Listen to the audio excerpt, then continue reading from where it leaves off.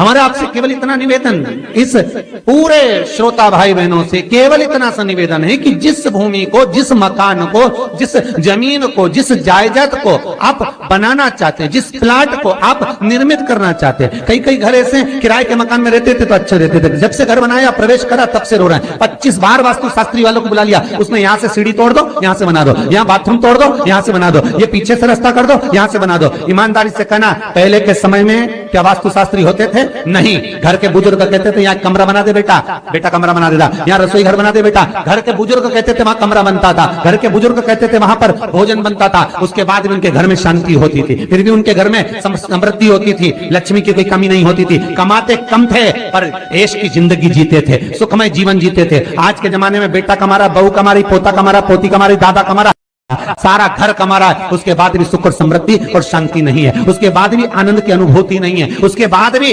हमेशा रोना केवल सुख का होता है। जरा सा घर में 4 लोग रह रहे हैं पर चारों के मुंह भगोने जैसे रहते हैं, एक तपेले जैसा मुंह, एक भगोने जैसा मुंह, एक थाली जैसा मुंह, एक बल्टोई जैसा मुंह, सब कोई बोलने को तैयार नहीं, क्योंकि जब जब बोले तो बर्तन की आवाज आए तो बोले ही नहीं। एक माँ बैठी टीवी के सामने, एक माँ बैठी, एक सोफे पे बैठा, बोले ही नहीं आपस में।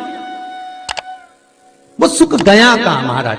कई लोगों के मैसेज आते हैं, गुरुजी हम बड़े दुखी हैं, कारण क्या है? बस कारण इतना सा है कि आपने जब मकान का निर्माण कराया, वास्तु शास्त्री को बुलाया, इंजीनियर को बुलाया, सब ठेकेदार को बुलाया, सबको बुलाकर मकान, प्लाट, जमीन, जायदाद सब दिखवाया, पर आपने उस भूमि पर पद्म पुराण कहती है, धेनु मानस कहती है, स्कंद पुराण कहती है कि उस प्लाट पर आपने 3 दिन तक एक गौ माता को नहीं बांधा, 3 दिन तक एक गाय को उस प्लाट पर बांधकर चारा खिलाते, ना वास्तु शास्त्री को बुलाने की जरूरत पड़ती, ना कभी समृद्धि की, ना सुख की जरूरत पड़ती, क्योंकि गाय उस जगह से सारी इंद्रियों को आनंदित देकर सुख प्रदान कर देती है। उस जगह के सारी रोग, बीमारी, कष्ट, तकलीफ, दुख को गौ माता खींच ले। गौ माता जैसी जगत में कोई नहीं हो सकता। हाथ में घड़ी नहीं बांधती गौ माता, पर 4 बजे आपके रोटी मिलती है तो 4 बजे खड़ी मिल जाती है। 3 बजे भोजन मिलता है तो 3 बजे आपके दरवाजे पे मिल जाती है। 1:30 बजे भोजन दोगे तो 1:30 बजे ही मिलेगी। 1:20 पे दोगे तो 1:20 पे ही मिलेगी। कोई घड़ी नहीं बांधती, फिर भी समय पर आ जाती है। क्यों? क्योंकि भगवान ने उसको ऐसा बनाया है, 33 कोटि देवताओं ने उसमें ऐसा विराजमान कर दिया है कि जगत का वो कल्याण कर सकती है। उसका एक एक अंश जीव का कल्याण करने वाला है, एक एक अंश जगत का उद्धार करने वाला है। पर हम ये आज के युग में हम उसको भूल गए। आज के युग में हम ये सोचते हैं कि वास्तु शास्त्री को बुला लें, वो ये बता दे, हमने ये फ्लैट बनाया, हमने ये मकान बनाया, इसकी छत कैसी, इसका कमरा कैसा, वो बता देगा, सब कुछ बता देगा। उसके बाद भी लोगों को क्या सुख नहीं, उसके बाद भी शांति। फिर चलो तो चलो किसी बाबा जोगी क्या पहुंच गए जो ऐसा घूम घूम के बताता, और उसके यहां जाकर पूछ लिया, बताओ बाबा जी हमारे घर में शांति नहीं, तो बाबा जी एक ही बात बोले, तेरे ही घर का है जिसने कुछ कर दिया। अब इसको याद आया 15 दिन पहले मेरी जेठानी से लड़ाई हुई थी, उसी ने कुछ करा होगा। अब बताओ बाबा जी ने आपस में ऐसा बीज बो दिया कि घर और जुड़ा हुआ था तो टूट गया। कोई बाबा जोगी सन्यासी तपस्वी साधक उपासक कभी नहीं कहता कि घर का है। हमेशा याद रखो, संसार में किसी की सामर्थ्यता नहीं है कि कोई आपका बुरा कर दे, किसी की सामर्थ्यता नहीं। संसार में किसी की सामर्थ्यता नहीं कि आपका बुरा कर दे, बस आपका बुरा आपका किया हुआ कर्म करता, कोई दूसरा नहीं कर सकता। एक नींबू गिर गया दरवाजे पे तो 14 दिन तक नींद नहीं आई। सीसीटीवी कैमरे में देखो कौन पटक के गया, मेरे को तो 3 दिन से शंका हो रही पड़ोसन। अब बताओ, जब कैमरे में देख लिया तब मालूम पड़ा बेचारा साइकिल वाला सब्जी लेके जा रहा था उसके घर पे और नींबू पॉलीथीन से टपक गया। तब सुकून मिला कि ये नींबू, तब सोई आराम से कि पड़ोसन ने कुछ नहीं किया। ना जाने किसने क्या विद्या कर दी, ना जाने कौन ने कौन सा टोना मार दिया। केवल एक दीवार ऐसी होती है जहां पर हनुमान जी का चित्र लगाया जाता है। चाहे तुम पर्वत उठाने वाला चित्र लगाओ हनुमान जी का, चाहे बैठे हुए लगाओ, चाहे रामायण पढ़ने वाला लगाओ, चाहे लंका दहन करने वाला लगाओ, चाहे राम नाम जपने वाला लगाओ, चाहे लक्ष्मण को संजीवनी देने वाला लगाओ, चाहे मौन मुद्रा में लगा दो, चाहे स्तुति में लगा दो, चाहे भजन में लगा दो, हनुमान जी का कोई भी चित्र लगता है तो ना पूरब में लगेगा, ना पश्चिम में लगेगा, ना दक्षिण में लगेगा। हनुमान जी का अगर चित्र लगता है तो उत्तर की दीवार में दक्षिण को देखते हुए लगता है, केवल एक ही स्थान।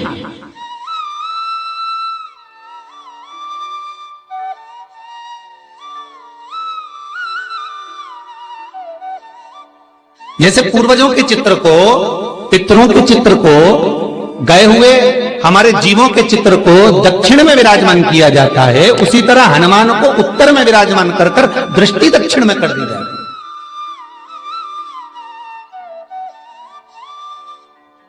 घर में हनुमान जी के जितने फोटो होते हैं उसको केवल दक्षिण दिशा में लगा और उत्तर दिशा में लगा बिठाते थे, और दक्षिण की ओर उनकी दृष्टि होना चाहिए, दक्षिण की ओर उनका मुख होना चाहिए। क्यों? महाराज, अगर व्यक्ति के जीवन में कोई बीमारी आने वाली है, व्यक्ति के जीवन में कोई रोग आने वाला है, व्यक्ति के जीवन में अगर कोई कष्ट आने वाला है, व्यक्ति के जीवन में अगर कोई परेशानी आने वाली है, व्यक्ति के जीवन में कोई एक्सीडेंट का योग भी बनने वाला है, तो शास्त्र कहता है वो दिशा दक्षिण से ही बनता है। ये दक्षिण जो दिशा है ये यम की दिशा है। यहां संपूर्ण परिवार के साथ यमराज अपने आनंद में निवास करता है। और जब हमारे घर में, हम ये नहीं कह रहे कि आप हनुमान जी का फोटो लगाओ, हम ये भी नहीं कह रहे, आपके घर में हो और आपने अगर विराजमान कर रखा है किसी दिशा में, तो हमारा तो निवेदन रहेगा, अभी तक आपने अगर जैसा रखा पर एक बार दिशा बदल कर देखना कि रोग, बीमारी, कष्ट, दुख, तकलीफ में आपको लाभ मिला कि ना मिला। हनुमान जी ने केवल दक्षिण दिशा की ओर अगर मुख कर हमने विराजमान कर दिया, फोटो ही विराज दिया। हम ये नहीं कहेंगे आपसे कि आप बाजार से फोटो खरीद कर लाओ फिर लगाओ, नहीं, आपके घर में हो तो आप लगा दीजिए, आपके घर में हो तो विराजमान करें।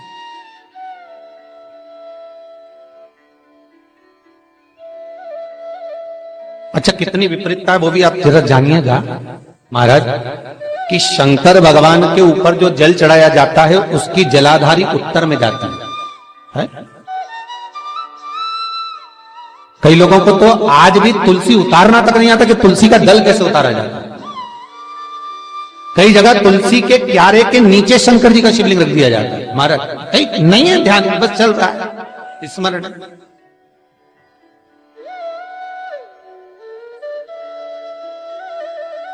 भगवान शिव का जो जल जा रहा है वो उत्तर की ओर जा रहा है, और हनुमान जी को उत्तर में विराजमान कर कर मुख दक्षिण की ओर कर दिया गया। क्यों? प्रबल दिशाओं में उत्तर और दक्षिण, महाराज, ये जो दो दिशाएं इनको साधने के लिए कोई देवता आगे नहीं आता। अगर इन दिशाओं को कोई साधने वाला है तो केवल एक देवाधिदेव महादेव ही हो सकता है। काल का हरण करने वाला वो महान काल ही हो सकता है। शंकर का ही एक अवतार है हनुमान जी महाराज, रुद्र अवतार महाराज। हनुमान जी से कहा तुम दक्षिण की ओर दिशा पर संभालिए। शिव जी कहते हैं मेरा जल जब उत्तर की ओर जाएगा तो इस दिशा को मैं संभालू, चिंता ना करिए। किसी लड़का और लड़की का विवाह नहीं हो रहा, 30 साल हो गए, 32 साल हो गए, 34 साल हो गए, लड़का लड़की का विवाह ही नहीं हो रहा। बहुत टेंशन है माता पिता। कोई मंगली है, कोई मांगलिक है, थोड़ा धीरे कम करो, प्लेन रखो। कोई मांगलिक है, कोई मंगल है, संबंध हो ही नहीं रहा। बहुत प्रयास कर रहे हैं, बहुत। 4 दिशा का स्मरण करिए, पूरब, पश्चिम, उत्तर, दक्षिण का। हथेली पर आटे का दीप लगाइए, घी भर लीजिए और 4 बत्ती उसमें अलग अलग रख लीजिए महाराज। थोड़ा सा पीला चावल हल्दी में कर उसमें डाल लीजिए।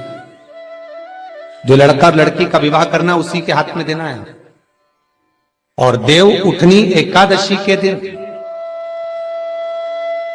जिस दिन देवता उठेंगे, जिस जगह पर तुलसी सालिग्राम का आप पूजन करते हो, गन्ने के नीचे, ईख के नीचे तुलसी का क्यारा रखकर पूजन करते हो, वहां पर भगवान शिव और भगवान नारायण का नाम लेकर उस दिए को रगवा दीजिए और वहीं पर हल्दी का तिलक उस लड़का या लड़की का कर दीजिए और उसके हाथ में थोड़ी सी हल्दी लगा दीजिए।